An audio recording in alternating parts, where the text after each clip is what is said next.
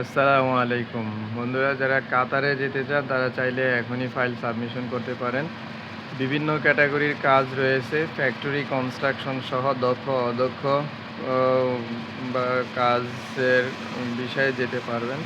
বাংলাদেশ থেকে ভিসা নিয়ে man power করেই আপনারা কাতারে যেতে পারেন। থাকা কোম্পানি, খাওয়া নিজের। মোটামুটিভাবে স্মার্ট বেতন রয়েছে।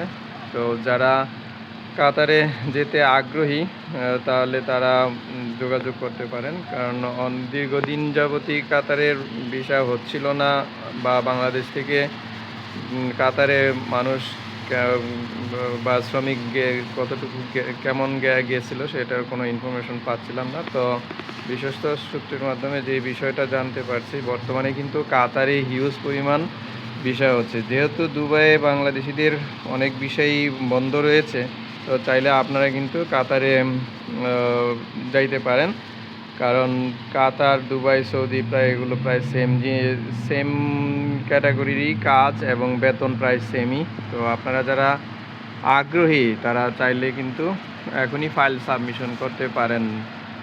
এই ছিল আজকের কাতারের সম্পর্কে সামান্য কিছু ধারণা। আপনারা ভালো থাকবেন। আসসালামু আলাইকুম।